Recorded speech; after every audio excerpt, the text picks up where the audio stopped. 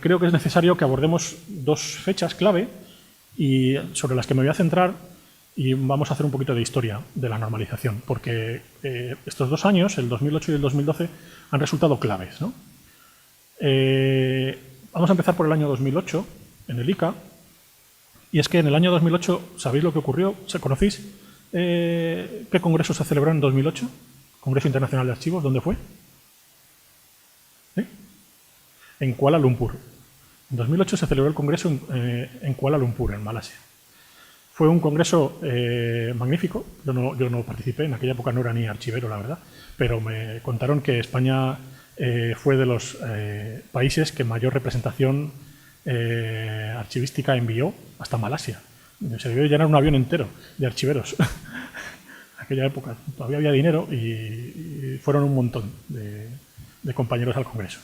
Bueno, nos encontramos en el año 2008, en el congreso de Kuala Lumpur, y en el ámbito de la normalización, os pongo en situación que ese año ya el ICA había aprobado 2 normas, ¿no? Antes del 2008 ya existían 2 normas internacionales aprobadas. Una ISAT-G, como decimos la conocemos todos, ¿no? Que sirve para describir documentos y agrupaciones documentales. Y otra es ISAR-CPF, ¿no? Que es una norma internacional para describir agentes. Y por agentes voy a englobar a instituciones, personas y familias, que es lo que hace esta norma. En ese año ya teníamos aprobadas 2 normas internacionales de descripción archivística. ¿Conocíais ISAR-CPF? ¿Sí? ¿No? Bueno, yo os pongo en situación. En ese año ya tenemos esas 2 normas. Pues el Comité de Buenas Prácticas y Estandarización, que se llamaba CBPS, que era el comité encargado de la normalización internacional en archivos, ese año en Kuala Lumpur presentó otras 2 normas más, 2 normas internacionales más, para la descripción archivística. Una de ellas fue aprobada sin demasiado revuelo, sin demasiado problemas, sospechosamente sin demasiados problemas, porque en el caso de ISAT-G e ISAR-CPF se aprobaron en años anteriores con sus cuestiones clave, ¿no? Y con alguna problemática. El caso de ISAR-CPF planteó ciertos problemas graves, ¿no? En la propia comunidad. Bueno, pues se aprobó una norma que era ISDF, que ¿la conocéis? Pues ISDF es una norma internacional para la descripción de funciones. Y se aprobó ese año, sin mayores quebraderos de cabeza, pero no fue la única. Se aprobó también, se planteó a aprobación formal otra 4ª norma ese mismo año, que es la norma ISDAIA, o ISDIA, como queramos decir esas siglas, ¿no? ISDF pretendía regular la descripción de funciones e ISDAIA lo que era una norma para regular la descripción de archivos. Si ISDF se aprobó sin demasiados problemas y sin demasiado jaleo, en cambio, ISDAIA se aprobó con bastante revuelo. ¿Por qué? ¿Os imagináis por qué? Bueno, una gran parte de la comunidad archivística, cuando se plantea la aprobación de ISDAIA, lo que ocurre es que esa parte de la comunidad archivística, una gran parte de la comunidad archivística, lo que se da cuenta es que los archivos son un tipo de agentes, son un tipo de institución, ¿no? Entonces, ¿para qué vamos a hacer una norma para describir instituciones si ya existe ISAR-CPF, que es una norma para describir todas las instituciones? ¿Por qué necesitamos una norma para describir solo un tipo de instituciones, ¿no? Eso no deja de ser una excepción a la norma general. Y si ya estamos haciendo excepciones a la norma, entonces es que la norma ISAR-CPF no vale, ¿no? No es suficiente. Entonces, ¿qué pasa? Entonces ahí hubo muchos compañeros que dijeron, esto no está bien, algo raro pasa. Precisamente ISDAIA fue una norma internacional que se elevó a norma internacional a propuesta de España. Con lo cual, porque ¿conocéis el censo guía de archivos? Es una herramienta mantenida por el Ministerio de Cultura que lo que pretende es recopilar descripciones de instituciones archivísticas por España y por Iberoamérica y por toda Iberoamérica para dar a conocer los archivos que existen y qué fondos contienen, ¿no? Pues a partir de ese proyecto de repositorio de censo de archivos se propuso esta norma, ¿no? Y claro, como digo, muchos compañeros y muchos países dijeron, esto no está bien. Si estamos haciendo normas internacionales que ya son una excepción a la norma general, no vamos por buen camino. Algo está pasando raro. Y aún así se aprobó la norma, pero causó tanto revuelo que lo que se determinó fue que el CBPS suspendiera sus actividades. ¿Por qué? Porque suspendiera temporalmente sus actividades. Porque se dieron cuenta de que algo raro estaba pasando si desde determinados países, no solo de España, porque España fue uno de los impulsores, pero prácticamente toda Iberoamérica, veían utilísima esa norma, pero en cambio no veían aplicable ISAR-CPF, porque en realidad ISAR-CPF servía para describir archivos.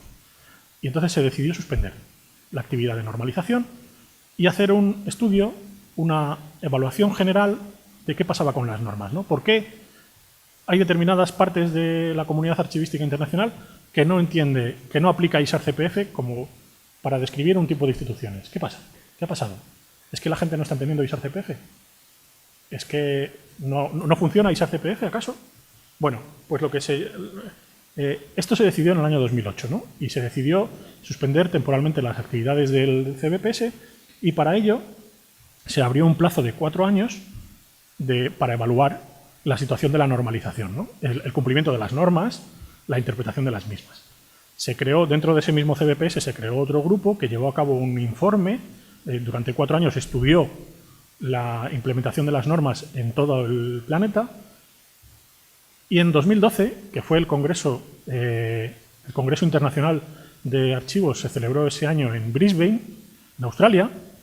Paradójicamente, si en el año 2008 España fue de los países más representados en Malasia, en 2012 no participó nadie español, no asistió ningún representante español, motivado, entre otras cosas, por la crisis. No me pueden decir por la lejanía, porque Malasia está igual de lejos que Australia, la verdad, pero probablemente es que no había un duro, ¿no? Igual que para 2008 todavía quedaba dinero, para 2012 no había nada. Entonces, en el año 2012, ese grupo de evaluadores presentó un informe de conclusiones, ¿no? De qué estaba pasando con la normalización. Y no solo eso, las normas que estamos aprobando en el ICA están teniendo éxito en el sentido de ¿están cumpliendo con aquello para lo que se crearon o no? Porque algo raro estaba pasando, dijeron, bueno, pues tras 4 años de estudio presentaron unas conclusiones. Presentaron 2 informes, ¿vale? 2 reports, lo llaman. Y lo cierto es que no fueron nada halagüeños, ¿no? Identificaron problemas grandísimos en la interpretación de las normas. Muchos. Aquí he puesto así 7 que voy a intentar abordar, pero la verdad es que fue bastante negativo ese informe sobre la viabilidad y aplicación de las normas. Voy a ir presentando voy a intentar ser escueto, pero quiero centrarme en algunos de esos errores graves porque en el caso español o en el caso hispanohablante han tenido unas consecuencias drásticas, ¿vale? Lo cierto es que precisamente en esos informes lo que se dice es que las normas se están interpretando muy mal, ¿vale? Se han interpretado muy mal y no están cumpliendo con la finalidad para la que estaban creadas. Que vuelvo a recordar, ¿qué finalidad era, básicamente? Interoperar, ¿vale? Bueno, entre los errores, los graves, es que no lo quiero llamar error porque tampoco es un error, ha sido una malinterpretación, ¿vale? Las conclusiones que llega al ICA es que las normas se están malinterpretando, ¿no? Entre esas malinterpretaciones hay que tener en cuenta, por ejemplo, precisamente eso, ¿no? La primera es que las normas se está malinterpretando la finalidad y el tipo de normas que son las normas del ICA, las 4 normas del ICA, ¿no? Cuando yo me refiero a normas del ICA o ISAT-G, me voy a referir de forma indistinta, porque muchas veces, es más, voy a hablar la mayor parte de las veces de ISAT-G, pero quiero que entendáis que cuando hablo de ISAT-G me refiero a las 4 normas, ¿vale? Una de las conclusiones, la principal o la primera a la que llegan es que precisamente se ha confundido el tipo de normas que son, ¿vale? Y su finalidad. Y es que las normas del ICA, ellas mismas, se definen como normas de selección de información, para seleccionar información, que sirven única y exclusivamente para seleccionar información. Y retomo esa clasificación que habéis visto secuencial, que era la primera actividad de todo el proceso descriptivo. Las propias normas se definen como, somos normas de contenido muy genérico, que lo que hacemos es seleccionar la información. Identificamos qué información se debe seleccionar, y nada más. No las usemos para nada más. Pero en cambio, la comunidad archivística, una gran parte de la comunidad archivística, las hemos usado para toda la descripción archivística, para el resto de actividades de la descripción archivística. Y no es así. Ellas mismas se acotan en la primera fase, en la fase más intelectual, ¿vale? Nosotros, en cambio, lo que hemos hecho ha sido utilizar ISAD-G y el resto de normas del ICA como normas que nos identifican metadatos.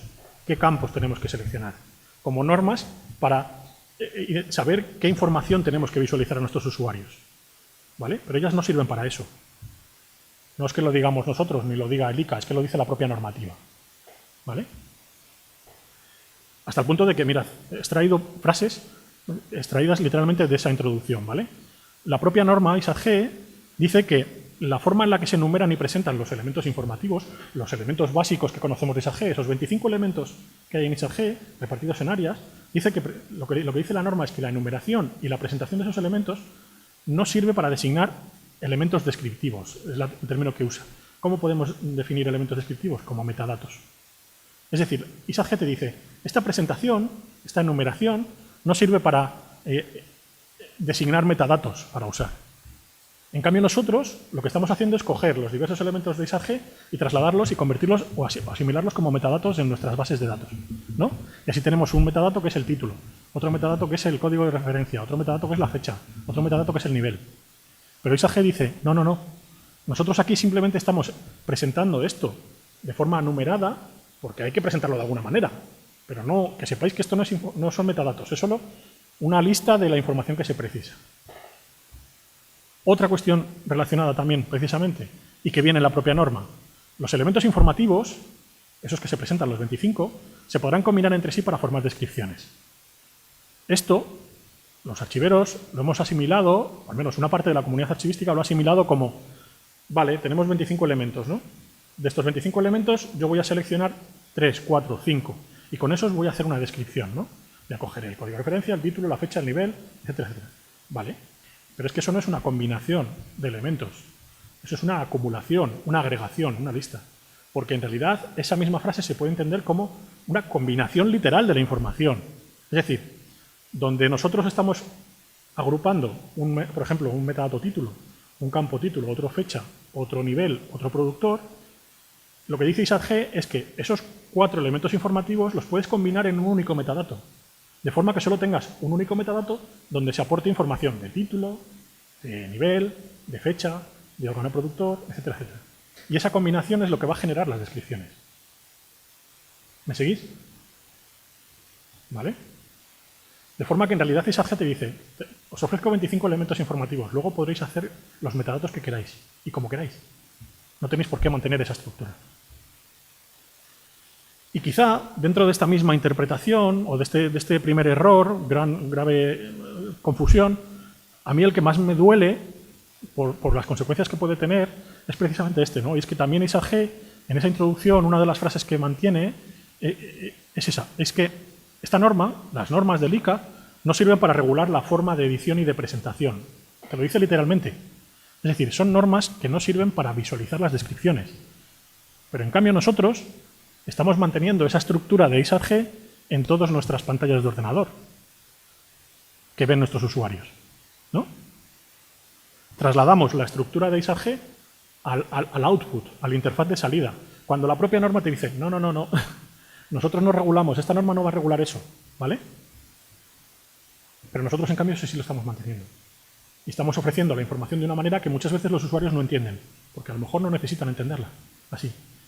Y hasta el punto de que ese mismo formato de edición no solo lo estamos mostrando en pantalla con la estructura de los elementos informativos de ISAD-G, por ejemplo, es que incluso estamos trasladando esa forma de los elementos informativos a una herramienta tan poco tecnológica como pueden ser publicaciones impresas, en papel, donde a día de hoy yo todavía he visto y tengo en el archivo guías de archivos, inventarios de fondos, catálogos, manuscritos, impresos y editados, que presentan la información conforme a los campos de ISAD-G, que editan la publicación y las descripciones conforme a los campos de ISAD-G. La propia norma te dice que no sirve para regular la edición de descripciones. ¿Vale? Otro mala interpretación o confusión planteada en ISAD-G es que, y que se detectó precisamente, y esta también es muy, muy, muy grave, es que las normas se han tendido a interpretar de forma aislada unas de otras. Lo cual hasta cierto punto tiene su lógica, ¿no? Porque no todas las normas se han aprobado al mismo tiempo. La primera norma internacional de descripción fue ISAD-G. Fue la primera que se aprobó, se trabajó mucho, tuvo un gran impacto en toda la comunidad archivística y prácticamente se ha extendido entre toda la comunidad archivística de forma global. Luego, la segunda que se aprobó fue ISAR-CPF, que bueno, ya no todos los archiveros la trabajan igual, ¿no? ¿Cuántos de vosotros describís instituciones, personas o familias? ¿Ninguno? Bueno, pues ya ni siquiera pregunto si alguno de vosotros describís en ISDF, que es la tercera norma que se aprobó en el año 2008. Pues en realidad, las tres normas, las cuatro, con ISDAIA, se plantean como complementarias unas a otras. Hasta el punto de que las propias normas te dicen, es que para describir documentos no solo tienes que tener en cuenta ISAD-G, es que también tienes que tener en cuenta ISAR-CPF, también tendrás que tener en cuenta ISDF. Obviamente, no lo van a decir en ISAD-G, no lo van a decir porque esa norma se aprobó 4 años antes de ISAR-CPF y 8 años antes que ISDF. Pero sí es verdad que se plantean todas ellas como modulares, ¿no? Y complementarias. Y en realidad no las hemos interpretado así. El 99% de la comunidad archivística nos hemos quedado solo con la primera parte, con ISAD-G, y no utilizamos las demás, cuando en realidad son básicas. Es más, es que en realidad es necesario, por ejemplo, que tengamos una mínima descripción de los fondos documentales, de los productores, de las instituciones productoras. Igual pasa con los archivos, es decir, necesitamos tener descritos de alguna forma la institución archivística que custodia los fondos. ¿Vale? Y para eso sirven estas 4 normas. Si nos quedamos solo con ISAD-G para describir documentos no es suficiente. Tenemos que tener en cuenta el conjunto. ¿Vale? Más cuestiones. Como veis, la cosa se va complicando porque el panorama que se va ofreciendo de la normalización cada vez se va oscureciendo un poquito más, ¿no?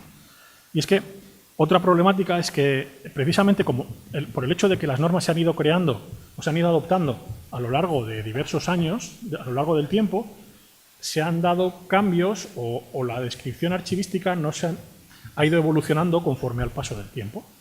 De forma, sí, lo comentaba al principio, es decir, la descripción archivística es un proceso que ha evolucionado muchísimo a lo largo del tiempo y cada vez más rápido, pues es normal que la descripción archivística, cuando se aprobó ISAD-G en el año 2000, no se entienda igual que la descripción archivística en el año 2008, cuando se aprueba ISDF o ISDIA.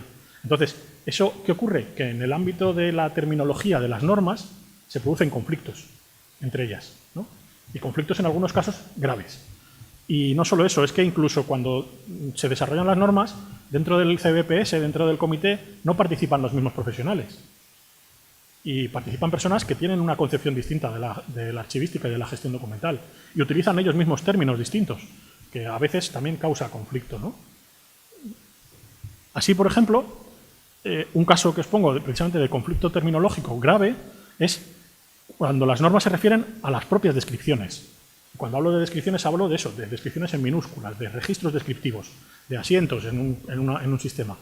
Para definir eso, se emplean, dependiendo de la norma, se utilizan palabras distintas, lo cual ya es confuso.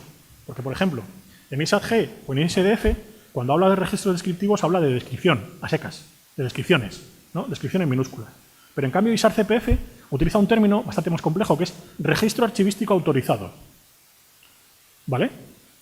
Eso es muy confuso, porque mucha gente no interpreta que un registro archivístico autorizado es una descripción o un registro descriptivo. Lo puede interpretar de formas distintas. Y esto es un ejemplo a partir del mismo título de las normas, ¿vale? Porque dentro de las normas hay también ese tipo de problemas. Por ejemplo, en ISAD-G hay una definición de documento que no coincide con la definición de documento de ISAR-CPF. O, por ejemplo, otra cuestión. En ISAD-G no aparece una definición de productor, cuando resulta que es un elemento clave para la descripción de los documentos. ¿No? Choca, ¿no? Pues este tipo de conflictos son graves hasta el punto de que mucha gente ha entendido, por ejemplo, que ISAR-CPF es una norma que no ofrece, a mí no me importa, no trabajo con ella. O ISDF igual, ¿no? Porque no la entiendo, no la asimilo con el trabajo que yo vengo haciendo. Más, bueno, de forma muy parecida a esto que vengo comentando es que precisamente otro de los hándicaps que se ha planteado con la normalización es que se han asimilado de forma parcial las normas, ¿no?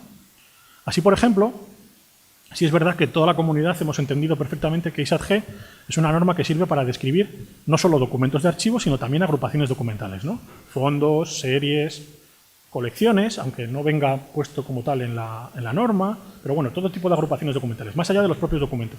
Pero en cambio, en el caso de ISAR-CPF, no. Ha habido, y aquí hablo de una gran parte de la comunidad archivística y concretamente hispanohablante, hemos tenido a asimilar que ISAR-CPF solo sirve para describir aquellas instituciones, personas o familias que son productoras de documentos.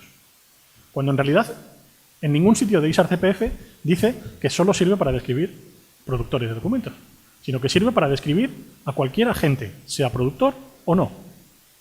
¿Vale? En ese sentido, hemos asimilado muy mal la norma ISAR-CPF. Cosa que, por ejemplo, es la derivación de que en la comunidad archivística hispanohablante precisásemos de otra norma específica para describir aquellas instituciones que no son productoras, sino que son custodias, que es la norma ISDIA. ¿Vale? Porque entendíamos que ISAR-CPF no era para todas las instituciones, sino solo para unas. Pero no. Es que ISAR-CPF es para describir todo tipo de instituciones. ¿Vale? Y de forma muy parecida ha pasado lo mismo con ISDF. ISDF es una norma que en su título pone que es para describir funciones. Sí.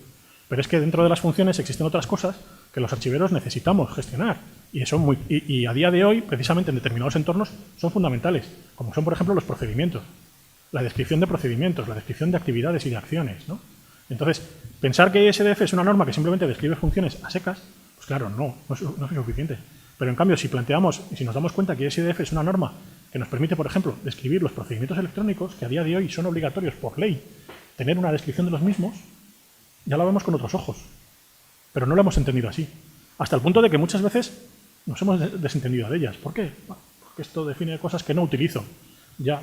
Pero si lo hubiéramos usado, a lo mejor otro gallo nos cantaba ahora mismo con la gestión de los repositorios de procedimientos electrónicos. Pero vamos, como veis, esta asimilación parcial de las normas ha hecho que no las entendamos en el conjunto, ¿no? Tal y como se plantean. Más, tengo unos cuantos todavía de este tipo, ¿no? También ha habido otra problemática, y esto sí que va orientado, bueno, no solo a ISADG, pero eminentemente a ISADG, es la cuestión de la obligatoriedad de la información, ¿no? Y esto sí que es clave también a la hora de pensar los elementos que estamos ofreciendo en las descripciones, ¿no? Cuando entendemos que hay, por ejemplo, en ISADG hay 25 elementos informativos, ¿no? Y comúnmente entendemos que de esos 25 elementos hay 5 que son mínimos y obligatorios. Y toda descripción debe contener esos 5 elementos mínimos obligatorios. ¿Por qué? Porque es lo que dice la normalización, ¿no? Es lo que dice la norma. Bueno, en realidad la norma no dice eso. En realidad la norma lo que dice es que hay determinados elementos informativos que serán obligatorios única y exclusivamente cuando las descripciones vayan a ser objeto de intercambio internacional. ¿Y esto qué quiere decir? Que solamente habrá que utilizar esos elementos mínimos de forma obligatoria cuando nuestras descripciones que hacemos en nuestro sistema vayan a salir de nuestro sistema y se vayan a visualizar en otro sistema que esté fuera de nuestro país. ¿Os dais cuenta la diferencia que hay de cuando es necesario describir 5 elementos mínimos para todas las descripciones a cuando hay que describir 5 elementos solo en aquellos casos en los que las descripciones vayan a salir de nuestro sistema y se vayan a funcionar en otro sistema fuera de nuestro país? Porque a día de hoy, de los aquí presentes, ¿cuántos estamos interoperando fuera de nuestro país? Ninguno. ¿Pero cuántos estamos describiendo esos 5 elementos mínimos obligatorios? Todos. Estamos haciendo algo que en realidad no hace falta. ¿Me seguís?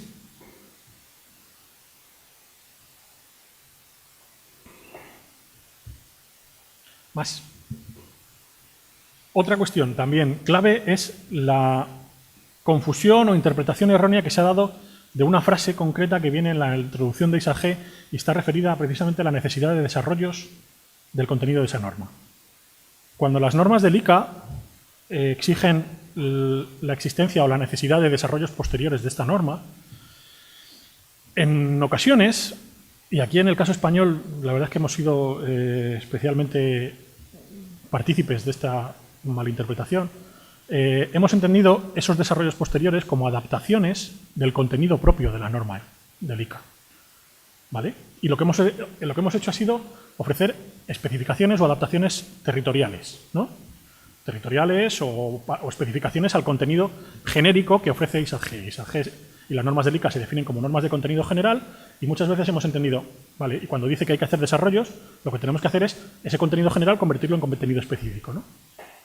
Pues eso lo que termina ocurriendo cuando se hace eso es que se terminan haciendo normas, especificaciones de las normas que compiten entre sí, porque cada norma desarrollada a partir de esa perspectiva va a ofrecer una especificación que es distinta a otra norma que se haga en esa misma línea, ¿no? ¿Me entendéis lo que quiero decir? ¿Y qué pasa cuando tenemos muchas normas sobre lo mismo, pero cada una de esas normas dice cosas distintas? Que no encajan, que no son compatibles las normas entre sí, ¿no? ¿Y qué ocurre cuando tenemos normas que compiten entre sí? Que no es posible agruparlas de ninguna manera, que van a seguir compitiendo entre sí. Os pongo esta tira que yo la tengo puesta en mi mesa, porque he trabajado bastante en normalización, no solo en normalización de descripción, también estuve trabajando un tiempo en el comité de AENOR y en el comité de ISO, y unos compañeros de ISO me la pasaron y la verdad es que es cierto. Es decir, cuando existen muchas normas que compiten entre sí y alguien se plantea, no puede ser, tiene que haber otra norma, tenemos que hacer una norma general que englobe todas. ¿Qué va a ocurrir? Que va a ser imposible, que lo único que va a pasar es que va a haber otra norma que compita con las demás. Y al final no se pueden cumplir, ¿vale? Porque las normas no pueden contradecirse en el contenido. Y nosotros aquí en España hemos hecho, no iba a decir en todos los casos, pero sí es verdad que esas especificaciones que se han estado haciendo en España y algunos de los desarrollos que se han llevado a cabo en España son de este tipo, compiten entre sí, ¿no? En cambio, las normas del ICA, cuando hablan de esos desarrollos, no van orientadas a ofrecer adaptaciones o desarrollos específicos, como se han interpretado en ocasiones, sino que lo que dicen es que las normas posteriores que deban hacerse para cumplir las otras finalidades, porque vuelvo a recordar, las normas del ICA se definen como normas para seleccionar información, pero luego había otros 4 tipos de normas distintas, ¿no? Lo que dicen las normas del ICA es que las normas posteriores para cumplir con esas otras 4 finalidades deberán de hacerse conforme a lo que diga ISADG. Pero nosotros no. Lo que hemos hecho ha sido crear otras normas de selección de información más específicas, ¿no?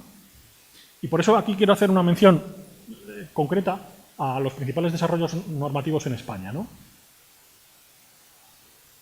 Sobre todo los que han tenido lugar desde el momento que se aprobó ISADG hasta el año 2012. Y es que aquí en España, por ejemplo, de ese tipo de desarrollos, como digo, de esas especificaciones nacionales o territoriales, regionales más bien, más que nacionales, hemos sido especialmente prolíficos. Hasta el punto de que, bueno, para describir documentos en España tenemos 4 normas regionales, ¿no? Especificaciones de ISADG, son el MDM, la Nogada para Galicia y el NODAC en Cataluña, el MDM para Castilla y León. Es más, fuimos pioneros en esta interpretación porque en el mismo año que se aprobó ISADG salió la primera especificación territorial, que fue el MDM para Castilla y León. La primera versión del MDM se aprobó en el mismo año que se aprobó la norma ISADG, ¿no?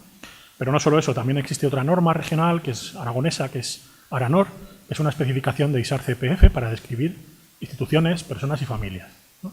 Como digo, estas 4 normas son especificaciones del contenido de ISADG y de ISAR-CPF que lo que ofrecen son eso, son especificaciones a los elementos informativos básicos de esas normas. Algo para lo que en realidad las normas, o algo que las normas no pretendían que se llevara a cabo. Pero nosotros en España hemos hecho ese tipo de especificaciones y, como digo, además son incompatibles entre sí, porque los requisitos que vienen en el MDM son contradictorios a lo que viene en Nogada y son contradictorios a lo que viene en NODAC. Para que os hagáis una idea. Lo que hace que las descripciones que se hagan conforme a esas normas no van a ser compatibles entre sí, no van a poder interoperar unas con otras. No estoy diciendo que estas normas no sean válidas, al contrario, son muy útiles en sus respectivos territorios, ¿vale? Pero imposibilitan la interoperabilidad entre las descripciones hechas con esas normas. Pero tampoco nos quedemos aquí porque estas no son las únicas normas que hay en España y los únicos desarrollos. También se han hecho otros desarrollos en la otra línea, ¿no? En la línea de desarrollar las otras facetas de la normalización. Y así, por ejemplo, también en España se han llevado a cabo normas para la entrada de datos, para la introducción de datos y normas para la salida o la reutilización de la información, ¿no?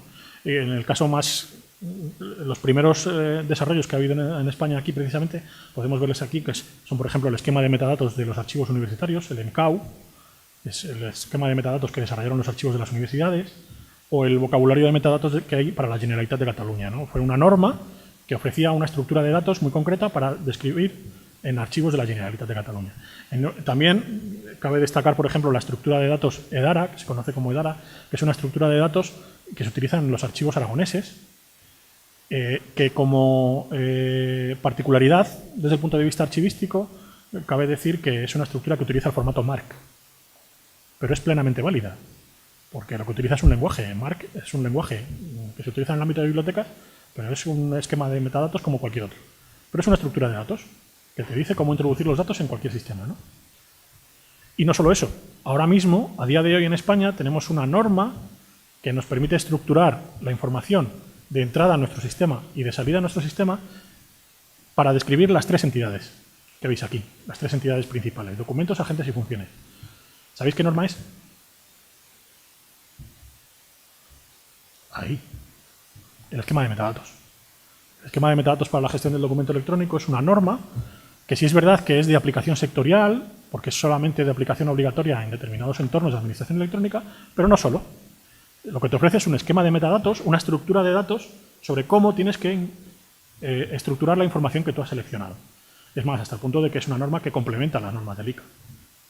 E incluso podríamos plantearla como una norma perfectamente válida para describir documentos históricos. Chirríe, pero funciona. ¿Vale? Como veis, somos un país en ese sentido que tenemos bastante prolijidad en desarrollos de este tipo, ¿no? Y otro problema, otra casuística que también genera bastante conflicto en la forma de interpretar el ICA y que se ha planteado, ya no puedo decir que se haya planteado de forma directa en los reports del 2012 que se plantearon en la comunidad archivística, pero sí es verdad que bueno, sí, se planteó en su momento, pero ha tenido otras consecuencias posteriores que os voy a intentar comentar. Y es que las normas del ICA, y por ejemplo, voy a referirme concretamente a ISAT-G, dependiendo del idioma en el que la leas, puede decir una cosa u otra. Es decir, que no todas las normas dicen lo mismo, lo cual supongo que os imaginaréis que puede ser una catástrofe hasta cierto punto el que una norma diga una cosa en un idioma y diga otra en otro, ¿no? Porque entonces no es la misma norma, estamos hablando de cosas distintas, ¿no? Lo cual también incide precisamente en ese error de interpretación y en cómo no ha funcionado bien la asimilación de la normalización.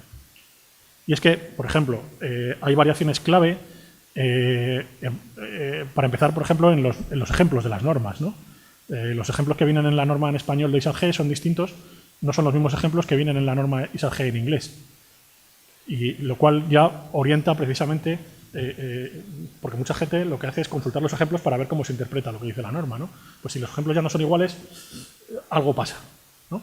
Y no solo eso, es que ya no solo hablo de los ejemplos, hablo de los propios textos, los párrafos, que son directamente normativos, aquellas frases que son reglas de la norma, ¿no? Por ejemplo, la definición de los elementos informativos. Sí es verdad que no es que diga otra cosa que sea completamente contraria, no. Lo que ocurre es que la forma en la que se puede traducir, por ejemplo, el texto oficial con el que se trabajó en el Consejo Internacional de Archivos, que fue el inglés, ese texto puede tener diversas formas de traducirse en español. Y se ha seleccionado una, que es la que aparece en el texto en español, pero podría haberse seleccionado otra. Es decir, se puede dar lugar a diversas formas de interpretar ese texto, ¿no? Y eso puede llegar a tener consecuencias muy graves. Y os voy a poner ahora un ejemplo, porque en el caso de archivos estatales se nos planteó una problemática institucional a nivel europeo precisamente a raíz de esto, ¿vale? Y os voy a poner, el ejemplo que os voy a poner es el ejemplo del código de referencia en ISAT-G. ¿Sabéis lo que dice el código de referencia de ISAT-G? No os voy a pedir una relación literal. ¿Cuáles son, cuando hay que informar sobre el código de referencia en ISAT-G, qué información se precisa como obligatoria? Bueno, si no os atrevéis, no os preocupéis que os lo enseño. A ver. Os voy a presentar en estas diapositivas lo que dice ISAT-G. En un lado, en la parte izquierda, va a estar el texto de lo que dice ISAT-G en inglés para la referencia normativa del código de referencia y lo que dice la versión en español. ¿Vale? Mirad. La English version dice eso que veis ahí. Está resumido, ¿vale? Pero cuando establece los requisitos para la descripción del código de referencia o la información del código de referencia dice eso. Y en español lo que dice es, lo que se ha hecho, la traducción es esa, ¿no? Que veis ahí. Y es que siempre que haya intercambio internacional hay que informar como mínimo de 3 elementos, ¿no? Para hablar de código de referencia hay que decir el país, el archivo o la institución que conserva el documento y el código local, ¿no? Eso cuando describís vosotros y vosotras informáis sobre eso, ¿no? El país, el nombre del archivo y el código local. Y luego ofrecéis la descripción, ¿verdad? Bueno, ahora voy a ofrecer otra posible traducción del texto en inglés, ¿vale? Lo pongo ahí a la derecha. El texto de la izquierda es la versión que yo propongo de cómo podría traducirse, ¿no? La versión en inglés. Y entonces aquí veis que es otra opción. Veis que hay diferencias. Algunas son sutiles, ¿no? Pues por ejemplo, en caso de intercambio internacional, y no siempre que haya intercambio internacional, identificación del repositorio institucional y no identificador del archivo, identificador local y no código local. A lo mejor la propuesta es muy sutil, pero ¿podéis ver diferencias entre una y otra? Porque no es lo mismo decir en caso de que siempre que. Puede parecer una tontería, pero ¿notáis la pequeña diferencia? Semánticamente en realidad es lo mismo, pero a la hora de interpretar el campo o esta información, cuando vemos el siempre que, nos solemos tender siempre a solo siempre. Siempre tenemos que hacerlo. Y es lo que hemos hecho con el código de referencia, ¿no?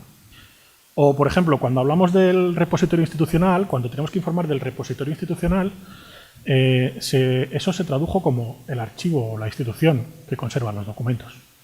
Pero a lo mejor es que una cosa es el archivo o la institución que conserva los documentos y otra cosa es el repositorio, donde se guarda la descripción. ¿Cómo entendemos repositorio? Obviamente, un repositorio no es un archivo. Un repositorio es un sistema de descripción. Es un lugar donde se guardan descripciones, donde se almacenan descripciones, ¿no? Y eso no es un archivo, es otra cosa completamente distinta. Un archivo puede tener un repositorio, o varios. Puede tener un sistema descriptivo, o varios. Pero son cosas distintas. Y en la versión en inglés lo que te piden es que informes de tu repositorio, no del archivo. Y en el tercer campo, si os dais cuenta, no es lo mismo el código local que el identificador local. Porque si estamos hablando de información dentro de un repositorio, dentro de una base de datos, cuando estamos gestionando bases de datos, hay un elemento muy importante en esa gestión de las bases de datos, que es el ID de los registros descriptivos, el identificador dentro del entorno local, ¿no? Ese identificador, ese registro, esa información básica que te identifica un registro descriptivo dentro de tu base de datos, dentro de tu sistema. Pero en cambio, en la versión en español, eso lo hemos mantenido como código local y tiene otra connotación, porque como veréis, como veis, la versión en español podemos asimilar que, por ejemplo, siempre que haya intercambio internacional, lo tendemos a asimilar como siempre, en todo caso. No solo en caso, sino en todo caso se tiene que informar sobre esto. Pero en cambio nosotros lo asimilamos como siempre va a haber que informar sobre esto. Y no solo eso, es que cuando estamos ofreciendo información del identificador del archivo o de la institución que conserva los documentos, lo que estamos ofreciendo es, nosotros hemos ofrecido un código del archivo, cuando en realidad lo que te está pidiendo es que identifiques el sistema descriptivo, que des el nombre de tu sistema, el identificador de cómo es tu sistema, cómo se llama, cómo lo podemos identificar. Y en tercer lugar, cuando hablamos del código local, en vez de dar la referencia del registro descriptivo dentro de nuestro repositorio, en español eso lo hemos asimilado, el código local lo hemos asimilado con el código de la localidad donde se encuentra el archivo. Que muchas veces incluso nos hemos planteado dudas de ¿código local qué es? ¿El código postal? ¿El código del INE? Y hemos tenido que llegar a un acuerdo, a una convención para determinar cuál de los dos, ¿no? Y os dais cuenta aquí cómo ya hay diferencias en la interpretación de las dos traducciones. Porque, por ejemplo, tomando un ejemplo partiendo, esto es un código de referencia de un documento del archivo donde yo trabajo. ¿vale? Utilizando la versión en español de ISAT-G, eso sería un código de referencia conforme a ISAT-G, en el que tenemos el código del país, el código del archivo, que hemos tenido que crear unas siglas específicas para identificar el archivo, y luego el código postal, donde se ubica este archivo, ¿no? Y como, claro, nos hemos dado cuenta que esto no es suficiente para identificar un documento, esa información no es suficiente para identificar una descripción. Entonces lo que hemos hecho ha sido añadir una ristra posteriormente que nos identifica la descripción, ¿no? Y aquí hemos creado una serie de códigos que nos dice que esta descripción está dentro de un cuadro de organización de fondos de nuestro archivo, que a su vez eso tampoco es suficiente para identificar la descripción, y lo que hemos hecho ha sido añadir luego otra ristra con la asignatura de localización, con el nombre de la caja o la serie que contiene el documento, para poder tener adecuadamente un código de referencia, un identificador unívoco de ese registro, ¿no? Pero en cambio, ¿cómo sería un código de referencia de esta descripción en la versión en inglés? ¿Cómo lo podríamos interpretar? Porque en función de lo que dice ISAT-G, todo esto, lo que hay desde esta raya en adelante, no sería necesario. Pero si interpretamos esta otra forma, ¿cómo lo identificaríamos? ¿Veis esta otra opción? Esto sería un código de referencia según la otra interpretación de la traducción, donde estamos informando del país, ¿verdad? Donde estamos informando del nombre del repositorio, en este caso nuestro repositorio es PARES, que es del Ministerio de Educación, Cultura y Deporte, o del Ministerio de Cultura, o como lo quieras llamar, y luego, dentro de este repositorio, este es el identificador de nuestra descripción. Con lo cual ya estamos ofreciendo un código de referencia que, como veis, es completamente distinto a lo que en realidad estábamos ofreciendo, ¿no? ¿Veis las diferencias entre un código de referencia según la norma en español y el código de referencia según la norma en inglés? Pues os parecerá una tontería, pero esto provocó un cisma institucional en el portal de archivos europeo, porque concretamente las descripciones que estaban ofreciendo archivos estatales ofrecían como código de referencia esto. Cuando en el portal de archivos europeo lo que pedían era una URI, un enlace al registro, que no deja de ser un código de referencia, un identificador unívoco y permanente de la descripción. ¿Estáis de acuerdo o no estáis de acuerdo? Ahora os pregunto, ¿creéis que para describir en archivos es obligatorio dar la asignatura del documento? Porque en el 80% de los casos, 90%, por no decir el 100%, los archiveros utilizamos el código de referencia para dar la asignatura del documento, ¿verdad? ¿Creéis que eso es así? ¿Estáis de acuerdo o no estáis de acuerdo? ¿Consideráis que es necesaria dar la asignatura del documento como información para los usuarios? ¿Estáis de acuerdo? ¿No? ¿Sí? Bueno, lo pregunto porque me gusta... Yo reconozco que era un férreo partidario de ofrecer la asignatura de localización como elemento informativo para los usuarios. Pero un compañero recientemente fallecido, Javier Barbadillo, me hizo cambiar de postura. Porque ¿por qué tienen que saber los usuarios en qué caja dentro del depósito está guardado el documento? ¿Qué pasa? ¿Es que van a entrar ellos a por él? No. Que me digan el nombre del documento y no se preocupen que ya lo buscaré yo. Ya tendré yo mi catálogo de mi mapa topográfico para saber dónde está. Como digo, Javier Barbadillo decía que eso era un grave problema de seguridad, el ofrecer la asignatura de localización del documento. Y a mí la verdad es que hizo cambiarme la idea, porque en realidad luego nos dimos cuenta que el código de referencia no es una asignatura, para nada, es otra cosa. Es el identificador de la descripción, no del documento siquiera. ¿Me seguís? Bueno, por todas estas cuestiones,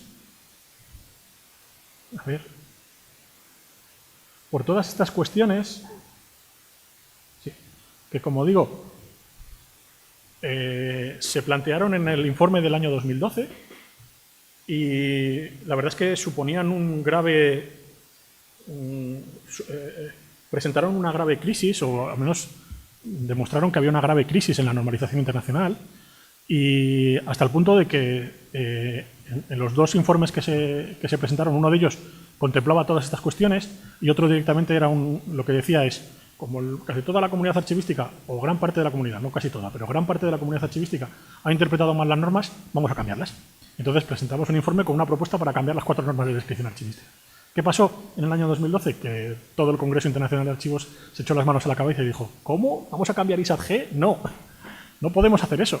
Es la norma más implantada y que todo el mundo la tenemos asimilada. No podemos cambiar ISAT-G de golpe y porrazo. Porque una de las cosas que decían era que había que unificar las 4 normas en una única norma, ¿no? Y crear incluso un área común para todas ellas. Y como eso tenía unas consecuencias muy graves en determinados países y en determinados profesionales, se vio de forma drástica que eso no podía hacerse. La conclusión a la que llegó el Congreso Internacional de Archivos entonces fue suspender completamente la actividad del CBPS, del Comité de Buenas Prácticas y Normalización, cesó sus funciones. Y ya que habían estado 4 años cesados temporalmente para hacer esta evaluación, la conclusión a la que se llegó era, vamos a hacer tabla rasa. La norma no se ha interpretado bien, algo más grave de lo que pensábamos está pasando. Vamos a tener que reelaborar el panorama normativo internacional. Y esto lo decidieron en el año 2012, en Australia. Como digo, no había ningún español participando allí, pero había un archivero, una persona muy entrañable que he tenido el privilegio de conocer, que se llama William Stockton, que es archivero del Reino Unido, que trabajaba en la British Library, ahora trabaja en el archivo del Palacio Real de Windsor, que en el Congreso de Australia, en la presentación de estos informes, una de las cosas que dijo es, todo esto está pasando, hemos visto que es algo muy grave y lo que tenemos que hacer es replantearnos la descripción. Y para ello, ¿saben lo que podemos hacer? Estoy hablando del año 2012. Podemos hacer lo que se está haciendo en España, donde hay un proyecto de normas que está planteando la perspectiva de la normalización de forma distinta y quizás sea bueno que sigamos ese mismo camino.